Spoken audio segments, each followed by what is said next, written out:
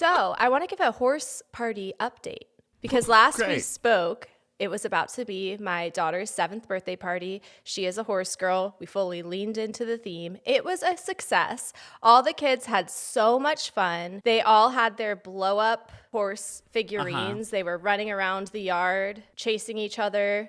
One boy was the bad guy the whole time, just got chased for 3 hours straight, as is tradition.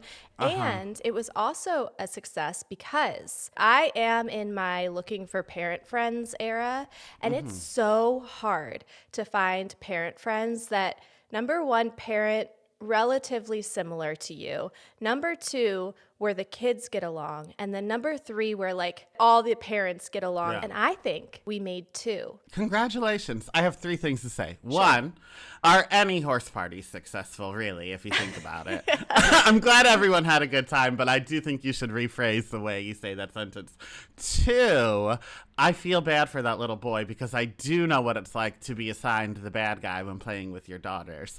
Hell on earth is what it is, but also fun at the same time. They're relentless. They aren't going to let the bad guy go free. They do need to learn power dynamics are important in a plot. We do need the bad guy to win a little bit so that when the good guy inevitably wins, it means more. But if they just whoop my ass for 3 hours, I think people may shift on who we root for. Yeah, by hour 3 of playing bad guys with you, my daughters are drawing a blue line on their American flags. And then the third thing, I know that I don't have children, but I do think a play date should be set up with other children when I'm there because that one girl's dad is so hot and I do need to meet him in real life. No. I'm going to make sure that from now on, we are only scheduling you coming into town when my daughter's friend who lives down the street, when their family's on vacation. Because when Donnie came to visit, we were driving somewhere. I'm going to use a fake name. So. Yeah. To the girls in the backseat, I'm like, oh, look, girls, wave, it's Cindy's dad. First of all, Donnie immediately gets on his phone, which I later found out was him getting on Grindr to see if Cindy's dad was on Grindr. But Donnie says, oh, does Cindy's dad like other dads? It's like, no, Cindy's dad is cool and our friend, and I'm really trying People that like other dads can be cool.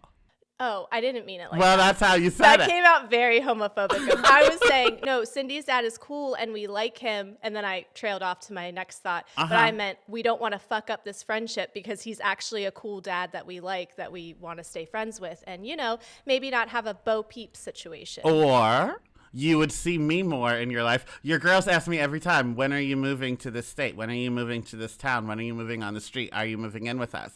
And while I am allowed in your basement now, I could just move down the street in with Cindy's dad as well. That is true. Or you can put me to work so I don't have to pay rent, because the whole point of me living with you would be to save money. So I wouldn't pay rent, but I would do chores, clean the house, cook sometimes, take the girls to the bus. So when I'm taking the girls to the bus, I'll just go in a robe with nothing underneath. And then if it's windy, boop. Nothing like a casual ball sack hanging at the bus stop to let everybody know what you're about. I would wait until the children are on the bus, though. That's good of you. You're going to wait till 8:59 when that bus pulls away. I wonder how many times in my life I do stop mid-sentence because of my ADHD. Because, cuties, we're back to recording in the morning. So we're back to that joyous time where my medicine kicks in, like right at the end of the recording. But I wonder how many times in my life I stop a sentence midway through and don't finish the second half, so I do appear like homophobic, racist, just generally bitchy. Because in my mind, I saw no problem with me saying, no, Cindy's dad couldn't be gay. He's cool and our friend.